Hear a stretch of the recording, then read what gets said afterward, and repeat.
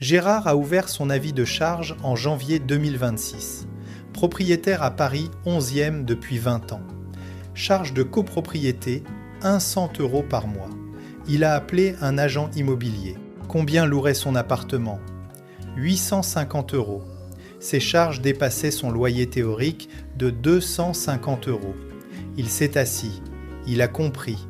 Il n'était plus propriétaire d'un bien. Il était le financeur involontaire d'une rénovation énergétique qui n'était pas finie et qui allait continuer jusqu'à 2032. Ce n'est pas une anomalie. C'est une réalité dans 10 villes françaises. 10 villes où les charges tuent la propriété. 10 villes où acheter, c'est acheter une obligation, pas un actif. Ça existe, ça empire. Et votre compte bancaire le comprend mieux que vous ne le comprenez. Et si vous regardez encore, vous faites partie des rares propriétaires français qui ont compris que les charges ne sont jamais finies, elles s'accumulent tous les 7 ans. On est entre nous ici, vous pensez connaître les charges de copropriété, mais connaissez-vous les 3 votes de charges successifs qui arrivent jamais au même moment ? Toiture, façade, ascenseur, DPE, ravalement, balcon chacun pouvant doubler vos charges pour 5 ans ? Vous n'êtes pas prêt pour la suite. Abonnez-vous parce que nous allons montrer comment les charges deviennent un impôt immobilier que vous ne contrôlez pas. Avant qu'on commence, j'ai quelque chose à vous dire. J'ai écrit un livre, le guide complet, charges de copropriété, 2026 à 2028.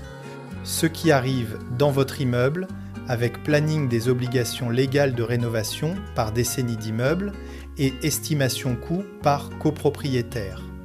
Tirage limité. Il n'est pas en librairie. Pas sur Amazon. Il est ici, pour cette communauté. Édition limitée, stocks comptés, le calendrier des rénovations forcées, les appels de fonds qui arrivent, lien dans la description ou scannez le QR code à l'écran. On commence. Et si Paris vous semblait profitable, attendez de voir ce que Paris coûte réellement maintenant.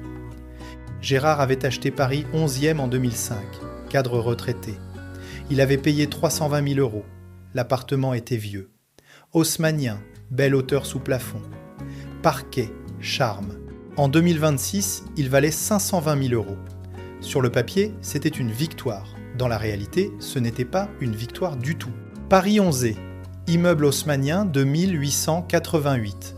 32 appartements. 9 étages. Une cage d'escalier sans ascenseur. Pas de chauffage collectif, pas d'eau chaude collective. Juste l'obligation légale de rénover avant 2028. Les charges étaient 1 100 € par mois. Loyer théorique, 850 €. Mathématiquement, cela signifiait que Gérard payait 250 € par mois juste pour exister dans l'immeuble. Pas pour améliorer, pas pour profit, juste pour avoir le droit de posséder. Voilà le truc. Paris 11e avait un problème structurel. L'immeuble était vieux, les copropriétaires étaient vieux, les retraités refusaient les gros appels de fonds. Donc les charges montaient régulièrement plutôt que d'avoir un seul appel de fonds massif. C'était psychologiquement plus acceptable, financièrement plus destructeur. Ce que vous gagnez et ce que vous perdez. L'avantage. Gérard possédait un appartement à Paris. C'est un titre de prestige. L'inconvénient. Gérard ne le possédait pas. Il le finançait. Les charges de 1 100 € ne couvraient que la maintenance. Elles ne couvraient pas la rénovation DPE. Ça arrivait après. Le calcul. 1 100 € charges vs 850 € de valeur locative, 250 € de perte mensuelle, 3 000 € de perte annuelle, 30 000 € de perte par décade. Gérard avait calculé. En 10 ans, il avait payé 30 000 € juste pour coexister. Sur Facebook, 4 200 membres Paris propriétaire 11e, Gérard, 69 ans. Paris 11e, c'est comme loger un appartement que tu peux pas louer. En clair, Gérard a compris qu'il payait pour vivre dans un immeuble, pas qu'il possédait un immeuble. Bon, est-ce qu'on peut parler du fait qu'aucun agent immobilier parisien ne montre les calculs charges versus loyer au moment de vendre ? Parce que ce calcul contredit la vente. Gérard a découvert lui-même. Il a lire le syndic. Il a fait les maths. Gérard avait appelé un notaire. « Je veux vendre ». Le notaire avait dit « L'estimation, c'est 520 000 €. Gérard savait. L'estimation était calculée sur le prix du marché, pas sur le prix réel d'occupation. C'est légal, c'est maintenant, c'est frauduleux mais légal. Gérard avait un scénario. Il vendait maintenant. Il louait à Paris, 850 €. Il économiserait 250 € par mois, 3 000 € par an. En 10 ans, c'est 30 000 € d'économie. Plus les économies de taxes foncières, plus la flexibilité. Il avait choosé, il a vendu, il a loué, il respire. Référence française, c'est Capital M6, mais l'argent que tu as, c'est celui que tu ne dépenses plus. Picture this, un soir de février, Paris 11e, 19h. Vous êtes chez vous, vous ouvrez la vide charge, 100 €, vous regardez vos comptes. Vous avez gagné 4 800 € ce mois. Les charges, c'est 23%. C'est un impôt. C'est un impôt propriétaire que vous ne contrôlez pas et que le syndic vote sans vous entendre. Gérard le voit maintenant. Gérard ou Paris? La propriété ou la solvabilité? 100 € chaque mois ou 850 € une seule fois? Il a choisi, il a vendu, il loue, il vit. Paris 11e reste cher, juste plus cher que ce qu'on te dit. Et si Paris semblait trop difficile, attendez de voir Lyon-Presqu'île qui avait le même problème mais magnifié. Et si Lyon vous semblait dynamique, attendez de voir ce que dynamique coûte. Brigitte avait acheté Lyon-Presqu'île en 2008. Enseignante, retraitée. L'immeuble était sur la place de la Bourse. Prestige architectural. Façade classée. Sol historique. Elle avait payé 280 000 €. Elle l'avait pas regretté jusqu'au jour où elle avait lu l'avis de charge pour 2026. Charge 920 € par mois. Loyer théorique 750 €. Surcharge 170 € par mois juste pour exister. Lyon-Presqu'île, c'était pas une anomalie, c'était une structure. Les immeubles classés doivent être rénovés selon des critères patrimoniaux. La rénovation patrimonialement correcte coûte 2 fois plus cher que la rénovation normale. Les copropriétaires payaient, régulièrement, à jamais. Brigitte avait reçu un avis. Appel de fonds spécial, ravalement de façade patrimoine, 250 000 € total, 32 copropriétaires, 7 800 € par copropriétaire. Divisé sur 5 ans, c'était 130 € de plus chaque mois. Ses charges montaient à 1 050 €. Loyer théorique, 750. Surcharge permanente, 300 €. Ce que vous gagnez et ce que vous perdez. L'avantage, tu habites dans un chef-d'œuvre architectural. Tu es part du patrimoine mondial. L'inconvénient, tu finances le patrimoine. Chaque pierre, chaque fenêtre, chaque détail coûte 2 fois plus cher que partout ailleurs. Le calcul. 300 € de surcharge permanente vs satisfaction esthétique. Brigitte avait accepté 2 ans. Et puis, elle avait fatigué.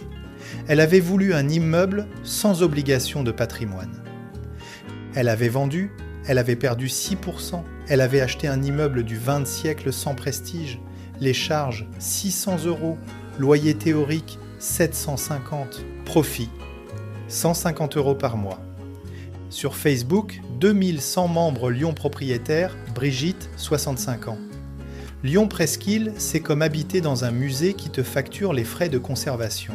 En clair, Brigitte a compris que le prestige architectural coûte plus que le prestige immobilier. Bon, est-ce qu'on peut parler du fait qu'aucun agent immobilier n'explique le coût réel de vivre dans un immeuble classé? Parce que l'explication contredit la vente. Brigitte a découvert elle-même. Après avoir acheté, Brigitte avait gardé un dossier. Elle consultait avant chaque achat maintenant. Le dossier s'appelait « Estimation cachée des charges immobilières ». Il disait « Immeuble classé égale charge doublée, accepte-le avant d'acheter ». Référence française, c'est Michel Drucker présentant Lyon, mais tu finances le décor tous les mois. Picture this. Un matin d'avril, Lyon-Presqu'île, 8. Vous regardez votre façade classée, c'est belle. Ça respire l'histoire. Vous ouvrez les avis de charge.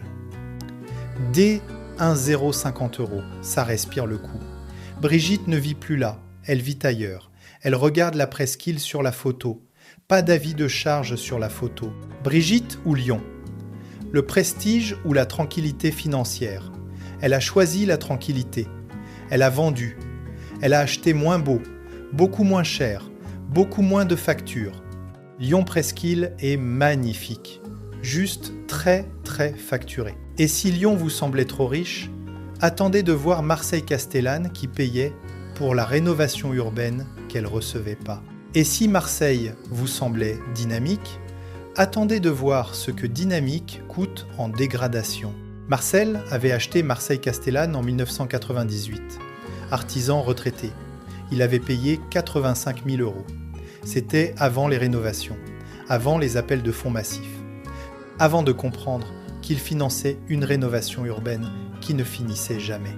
Marseille-Castellane, immeuble collectif années 60, 8 étages, 24 appartements, problèmes structurels, eau qui monte du sol, béton qui s'érode, électricité dépassée. Le syndic avait voté. Rénovation progressive, pas d'appel de fonds massifs, des petits appels réguliers. Charge 780 € par mois. Loyer théorique 620 €. Surcharge 160 € par mois. Voilà le truc. Marseille avait une problématique urbaine. Les immeubles années 60 croulaient sous leur propre poids. La mairie disait qu'elle allait financer. Elle n'avait pas les moyens. Le syndic disait que les copropriétaires paieraient. Les copropriétaires n'avaient pas le choix. Marcel avait calculé. Entre 1998 et 2026, 28 ans, il avait payé 160 € par mois en surcharge uniquement. C'était 53 760 € en surcharge. C'était le prix d'un voyage. C'était le prix d'une voiture. C'était pas normal. C'était structurel. Ce que vous gagnez et ce que vous perdez. L'avantage, Marcel vivait à Marseille. C'était pas rien. L'inconvénient. Marcel finançait une rénovation qui avait commencé en 2000 et qui se finissait pas en 2026. Le calcul, surcharge permanente de 160 € égale destruction progressive du patrimoine de Marcel. Marcel avait vendu, il avait perdu 5%. Il avait accepté, il avait acheté à Nîmes. Charge 580 €, loyer théorique 620, profit 40 € par mois. Ça semblait peu, ça semblait énorme comparé à Marseille. Sur Facebook, 1800 membres, Marseille propriétaire, Marcel, 72 ans. Marseille-Castellane, c'est comme financer une démolition progressive de ta propre maison. En clair, Marcel avait acheté une maison. Il l'avait financé sa destruction pendant 28 ans. Bon, est-ce qu'on peut parler du fait qu'aucun agent immobilier à Marseille n'explique les charges structurellement élevées? Parce que la structure contredit la vente. Marcel avait découvert progressivement, chaque année un peu plus cher. Marcel avait un conseil à donner. Avant d'acheter à Marseille, demande les avis de charges des 5 dernières années. Dessine une courbe. Si la courbe monte, ne achète pas. Ce conseil avait sauvé 4 autres propriétaires. Ce conseil était gratuit. Marcel l'avait donné 6 fois. Référence française, c'est Maître Capello, mais Capello te dit attention aux charges à Marseille. Picture this. Un soir de mai. Marseille, 18. Vous êtes dans votre appartement. Vous sentez l'humidité du mur. C'est normal à Marseille. Marcel le sent. Il sait qu'il a payé 160 € par mois pour garder les murs humides. C'est pas rentable. Marcel ou Marseille. La ville ou l'humidité financière. Il a choisi l'humidité nulle. Il a vendu. Il a acheté au sec. Il respire. Marseille-Castellane paie pour son environnement. Marcel ne le paie plus. Et si Marseille vous semblait trop structurel, attendez de voir Bordeaux-Chartron qui payait pour sa rénovation obligatoire. Et si Bordeaux vous semblait classique, attendez de voir ce que classique coûte en obligation. Paulette avait acheté Bordeaux-Chartron en 1995. Secrétaire retraitée, elle avait payé 120 000 €. L'immeuble était haussmannien, belle pierre, prestige. Elle avait pensé que ça durerait. Ça avait duré jusqu'au moment où la mairie avait dit « nous rénovons ». Bordeaux-Chartron était un quartier classé. La mairie avait un programme de rénovation obligatoire. Ravalement, toiture, balcon, tout, avant 2026, et puis avant 2028. Et puis avant 2030, un calendrier de rénovation forcée. Les propriétaires n'avaient pas le choix. Le syndic votait. Les charges augmentaient. Paulette avait reçu son avis de charge en 2024, 850 € par mois. Loyer théorique, 800 €, acceptable. Et puis, l'avis spécial. Appel de fonds, ravalement obligatoire. 45 000 € total. 12 copropriétaires. 3 750 € par copropriétaire. Étalé sur 5 ans, c'était 62 € par mois de plus. Donc, ces charges montaient à 912 €. Loyer théorique, 800. Surcharge, 112 € par mois. Permanent. Jusqu'à quand, personne ne savait. La mairie avait encore 2 rénovations programmées. Toiture en 2027, balcon en 2028. Ces charges allaient monter encore. Ce que vous gagnez et ce que vous perdez. L'avantage, Paulette habitait dans une rue magnifiquement rénovée. C'était beau. L'inconvénient, Paulette finançait la rénovation de rue qu'elle ne contrôlait pas à un rythme qu'elle n'acceptait pas. Le calcul, surcharge progressive, destruction progressive de la capacité à rester propriétaire. Paulette avait calculé.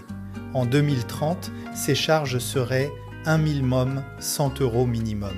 Loyer théorique, 800. Elle payerait 300 € par mois juste pour coexister. Elle ne pouvait pas accepter ça. Elle avait vendu. Elle avait perdu 8%. Elle avait acheté ailleurs. Pas dans un quartier classé. Charge 680 €. Loyer théorique 780. Profit 100 € par mois. C'était léger. C'était beaucoup comparé à Bordeaux. Sur Facebook, 2600 membres Bordeaux propriétaires, Paulette, 67 ans. Bordeaux-Chartron, c'est comme signer une contrat de rénovation permanent que tu découvres après avoir acheté. En clair, Paulette a compris que la beauté, elle lui coûtait.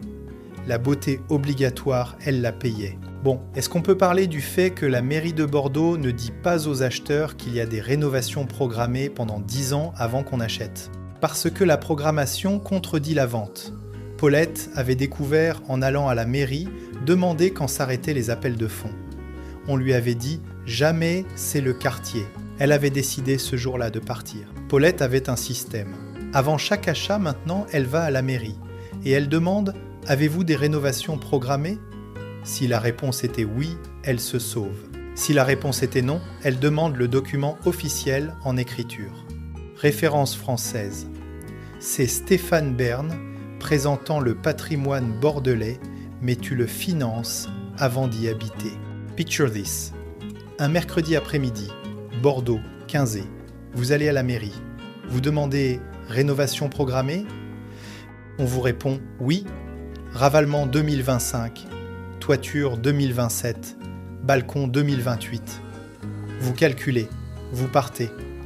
Paulette ne paie plus. Paulette ou Bordeaux ? La beauté forcée ou la liberté financière ? Elle a choisi la liberté. Elle a vendu. Elle a acheté ailleurs. Elle respire. Bordeaux-Chartron est belle. Juste très coûteuse en obligations.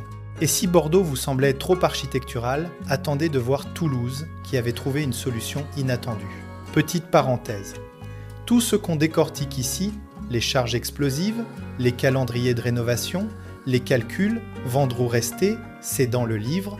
Le calculateur vendre ou rester qui intègre charge actuelle, charge prévue, valeur actuelle, valeur post-travaux, durée d'amortissement, pour vous donner le verdict chiffré sur votre situation précise.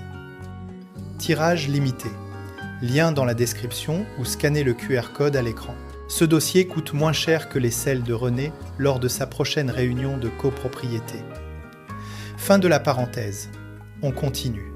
Et si Toulouse vous semblait tranquille, attendez de voir ce que tranquille cache. René avait acheté Toulouse Capitole en 2005. Ancien fonctionnaire retraité. Il avait payé 240 000 €. L'immeuble était toulousain, briques rouges, prestige local. 24 copropriétaires. Presque entièrement des retraités. René avait reçu une convocation. Assemblée générale extraordinaire. réunion d'urgence, ravalement de façade obligatoire, 480 000 € total, 24 copropriétaires, 20 000 € par copropriétaire, vote urgent, approbation avant la fin du mois. René avait assisté, 14 copropriétaires présents, 9 autres en procuration, âge moyen, 68 ans, compréhension des finances, précaire, l'assemblée avait duré 4 heures. 4 heures de débat sur comment 24 personnes allaient payer 480 000 € pour rester visibles. René avait noté. 3 propriétaires avaient perdu connaissance de fatigue. 2 avaient dit « je vais vendre ». 1 avait dit « je ne paie pas ». Le vote avait été oui avec 14 pour, 6 contre, 4 abstentions. Les 6 contre n'avaient pas voté puisqu'ils étaient absents. C'était problématique légalement, personne ne l'avait dit. René avait calculé 20 000 €. Il n'avait pas 20 000 € en spare cash. Il allait emprunter. À 70 ans, il allait emprunter pour une rénovation qui ne verrait pas la valeur. Ça semblait une mauvaise décision. Ce que vous gagnez et ce que vous perdez. L'avantage ? La façade était belle après. L'inconvénient ? René finançait une beauté qu'il n'aurait peu, être pas choisi. Le calcul, 20 000 € d'appel de fonds, plus intérêt d'emprunt et destruction de patrimoine financier pour garder patrimoine immobilier. La balance était mauvaise. René a dit non. Il a vendu, il a perdu 6%. Il a acheté ailleurs, une maison, pas copropriété, charge 400 € par mois. Il contrôlait tout, personne d'autre à convaincre. Sur Facebook, 1 900 membres Toulouse propriétaires, René, 70 ans. Toulouse Capitole, c'est comme avoir 24 votes sur ta maison et que les autres 23 décidaient de te facturer 20 000 € sans ton accord complet. En clair, René comprit que la copropriété, c'était une dictature de majorité. Bon, est-ce qu'on peut parler du fait que le syndic de Toulouse avait oublié que le vote avait lieu ? Parce que le syndic se concentrait sur la rénovation, pas sur la légalité du vote. René avait découvert une clause. Le vote était légalement contourable. Il avait gardé le document. Il aurait pu contester. Il avait préféré partir. Pas de combat, juste partir. René avait un conseil. Avant d'acheter une copropriété, demande les minutes de la dernière assemblée générale. Lis tous les votes proposés. Si tu ne les accepterais pas, ne achète pas. C'était simple, c'était crucial, personne ne le disait. Référence française. C'est Michel Drucker, mais les autres propriétaires votent pour toi et tu paies. Picture this, un mercredi soir. Toulouse, 19h. Vous êtes à l'Assemblée Générale. 24 personnes, beaucoup âgées. Le syndic annonce appel de fonds 20 000 €. Une femme à côté commence à parler de sa pension. Un homme demande si c'est légal. Un autre demande si on peut voter contre. Le syndic dit vote oui ou non pour le ravalement. Il y a confusion. Il y a débat. Il y a 4 heures de débat. René ne y vit plus. René ou Toulouse ? La copropriété démocratique ou l'autonomie de propriétaire ? Il a choisi, il a vendu, il a acheté une maison, il a voté juste pour lui maintenant. Toulouse Capitole est magnifique, juste très collectif en décision. Et si Toulouse vous semblait trop démocratique, attendez de voir Strasbourg qui avait un secret architectural. Et si Strasbourg vous semblait charmante, attendez de voir ce que charme coûte. Odette avait acheté Strasbourg-Neustadt en 2010. Aide-soignante retraitée, elle avait payé 185 000 €. L'immeuble était alsacien. Pierre, prestige. Elle avait pensé que c'était un investissement. Elle avait découvert que c'était une obligation. Strasbourg-Neustadt était un quartier classé. Patrimoine architectural obligatoire. Les propriétaires ne pouvaient rien modifier. Les fenêtres devaient rester les originales. Les balcons devaient rester tels qu'avant. L'électricité devait être invisible. Ça signifiait que toute rénovation devait passer par un architecte.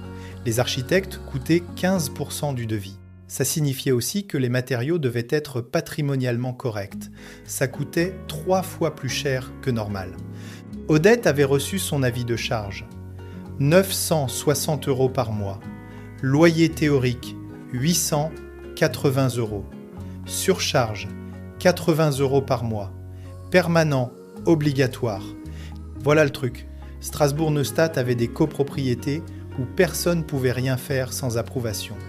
Et puis il y avait des rénovations obligatoires. Personne ne pouvait y échapper. Les charges augmentaient. Les propriétaires baissaient leur tête et payaient. Ce que vous gagnez et ce que vous perdez. L'avantage, ton immeuble reste beau. L'inconvénient, tu ne peux rien changer jamais. Tu es prisonnier de l'architecture d'avant. Le calcul. 960 € de charge VS 800, 80 € de loyer égal, tu paies pour vivre dans un musée. Odette avait accepté 5 ans, et puis elle avait fatigué. Elle voulait pouvoir peindre son mur. Elle voulait pouvoir changer sa fenêtre. Elle ne pouvait pas. Elle a vendu. Elle a perdu 4%. Elle a acheté un immeuble non classé.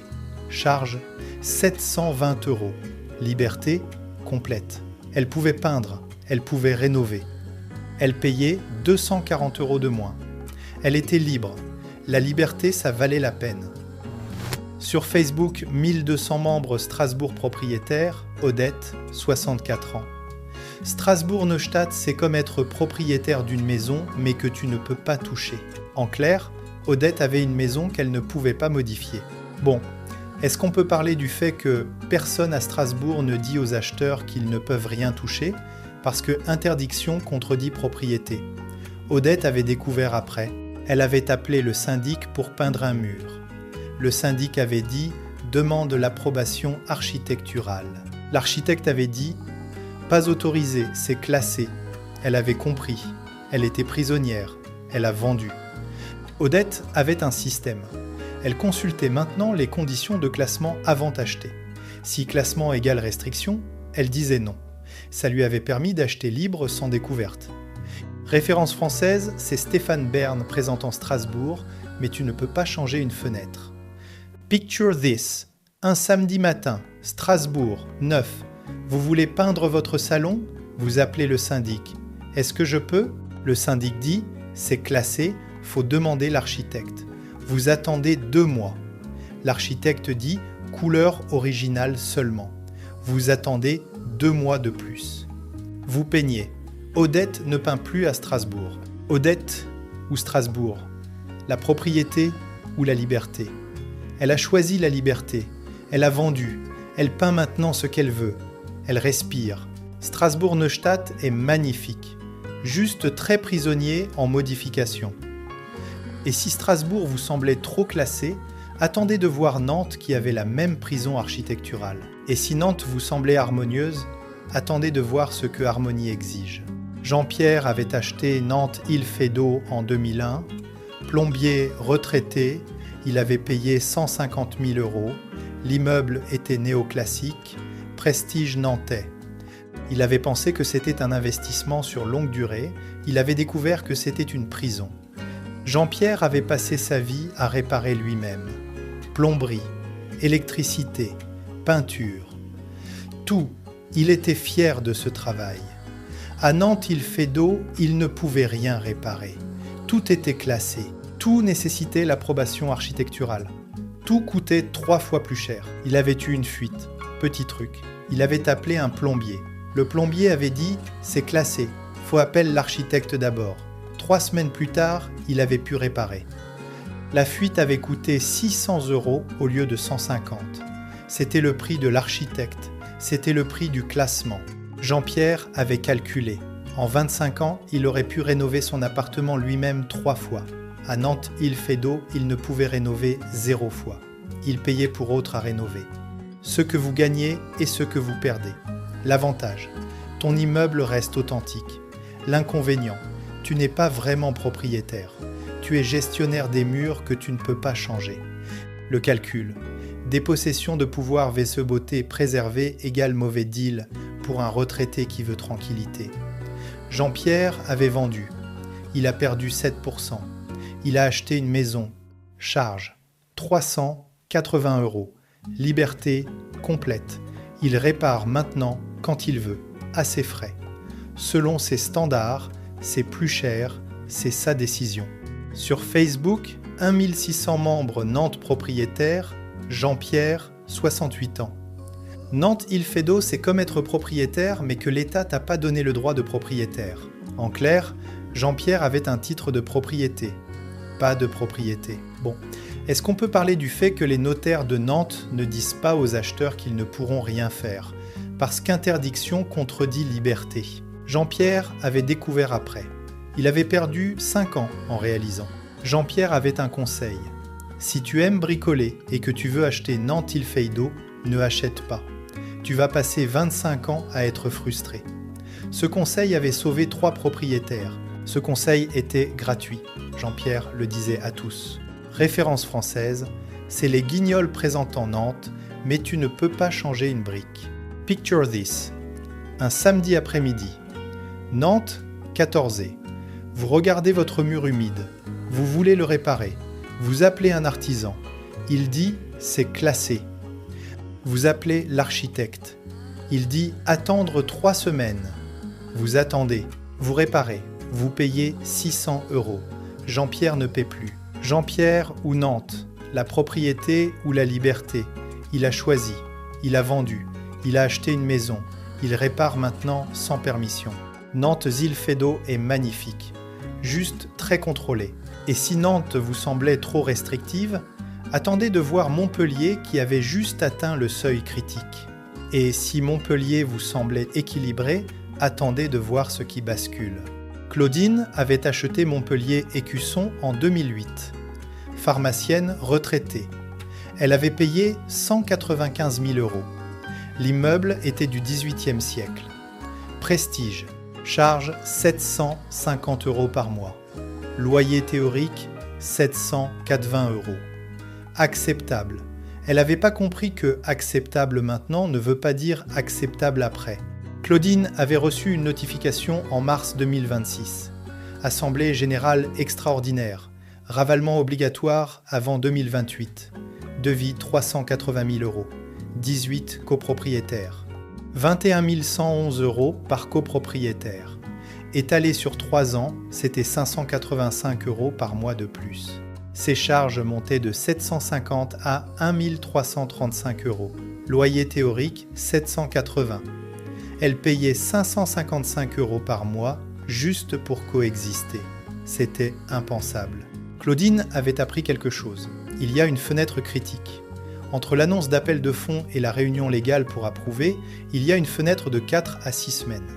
Si tu vends pendant cette fenêtre, tu évites l'appel de fonds. C'est pas légalement obligatoire de dire à l'acheteur que l'appel arrive. C'est moralement douteux. C'est légalement possible. Claudine avait appelé son notaire. Je vends avant la réunion de vote. Son notaire avait dit « tu vas perdre ». Claudine avait calculé, si elle vendait maintenant, elle perd 6%.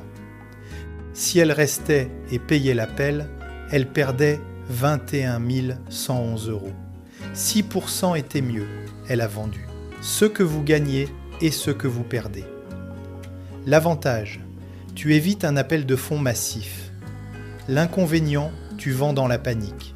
Tu n'as pas le temps de négocier. Le calcul. Vendre, 6% VS rester et payer plus 21 011 €. Vendre, c'est rationnel.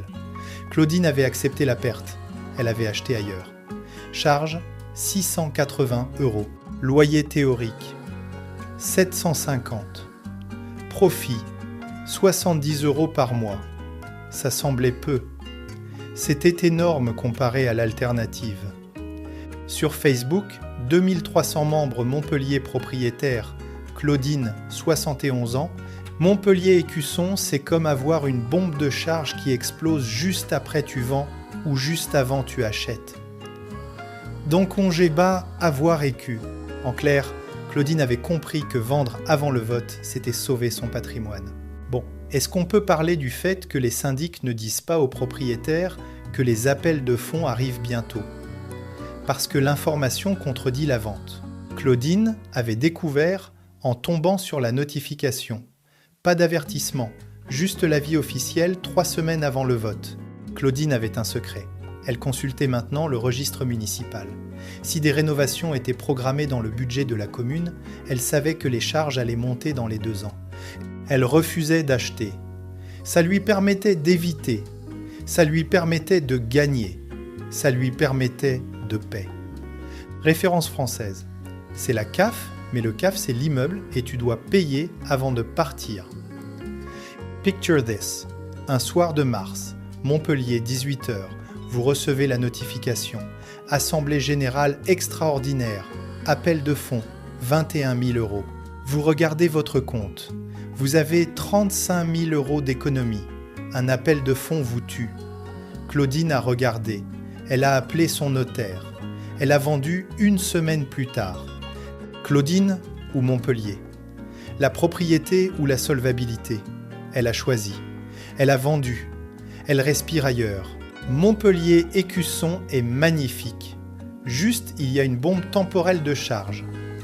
Et si Montpellier vous semblait trop instable, attendez de voir Grenoble qui payait pour ce que personne n'acceptait. Et si Grenoble vous semblait raisonnable, attendez de voir ce que raisonnable coûte en charges obligatoires. Bernard avait acheté Grenoble-Beria en 2012, professeur retraité. Il avait payé 160 000 €. L'immeuble était années 70, pas prestige. Utilitaire. Charge 880 € par mois. Loyer théorique 760 €. Surcharge 120 € par mois. Bernard avait reçu son avis en 2024. Appel de fonds. Rénovation énergétique obligatoire avant 2028 pour respecter les normes DPE. 120 appartements. Devis 2. 4 millions d'euros. 20 000 € par appartement. Étalé sur 3 ans, c'était 555 € par mois de plus. Ses charges montaient de 880 à 1435 €. Loyer théorique 760. Il payait 675 € par mois juste pour répondre aux exigences légales de l'État. C'était pas choix. C'était obligation. C'était inévitable. Ce que vous gagnez et ce que vous perdez. L'avantage, l'immeuble serait énergétiquement efficace. Il serait plus beau. L'inconvénient, Bernard finançait cette efficacité. Bernard ne vendrait pas avant qu'elle soit amortie. C'était 15 ans minimum. Bernard avait 72 ans. À 87 ans, il pourrait vendre avec une plus-value énergétique. S'il vivait, le calcul. Rénovation forcée égale destruction du cash flow immédiat pour amélioration future incertaine. Bernard avait calculé. Il a vendu. Il a perdu 5%. Il a acheté un petit immeuble pas aux normes. Charge 650 €. Loyer théorique 700. Profit 50 € par mois. C'était rien. C'était beaucoup mieux que de payer 675 € par mois sans choisir. Sur Facebook, 1500 membres Grenoble propriétaires, Bernard, 66 ans, Grenoble-Beria, c'est comme être taxé par l'État pour rester vivant dans un immeuble qui ne veut pas mourir. En clair, Bernard payait 675 € par mois pour une rénovation qu'il n'avait pas choisie. Bon, est-ce qu'on peut parler du fait que les professionnels immobiliers ne disent pas aux acheteurs qu'il y a des rénovations énergétiques programmées? Parce que les rénovations obligatoires contredisent la vente libre. Bernard avait découvert en consultant les archives de la copropriété. Pas de mention volontaire, juste les archives qui le disaient. Bernard avait un système. Avant d'acheter, il consulte maintenant si l'immeuble est déjà aux normes DPEC, ou mieux. Sinon, il ne achète pas. Ça lui permet d'éviter. Ça lui permet de paix. Ça lui permet de connaître ses charges. Référence française. C'est l'État qui paie ta rénovation, mais tu paies. Picture this. Un matin d'été. Grenoble, 7 h. Vous sortez de lit, vous pensez à votre charge de 1435 €. C'est plus que votre loyer théorique. Vous vous demandez pourquoi vous êtes propriétaire. Bernard se posait la même question. Il a vendu. Bernard ou Grenoble? La propriété ou la liberté financière? Il a choisi, il a vendu, il loue maintenant, il paie juste le loyer, c'est moins compliqué. Grenoble-Beria se rénove. Bernard paie ailleurs. Et si Grenoble vous semblait trop obligatoire, attendez de voir Rouen qui avait le même système, mais pire. Et si Rouen vous semblait viable, attendez de voir ce qui dévore. Yvette avait acheté Rouen-Rive, droite en 1995. Commerçante retraitée. Elle avait payé 78 000 €. L'immeuble était année 50. Basique. Charge 1200 € par mois. Loyer théorique, 950 €. Surcharge, 250 € par mois. Rouen rive droite avait un problème structurel.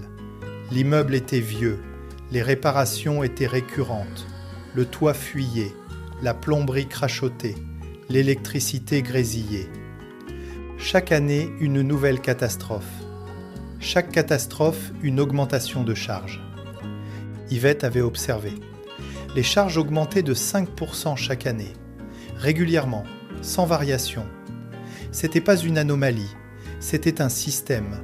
L'immeuble se dégradait, les propriétaires payaient. Ce que vous gagnez et ce que vous perdez. L'avantage, tu es propriétaire. L'inconvénient, tu paies 250 € par mois plus pour exister. Ça mange tout ce qui pourrait être profit.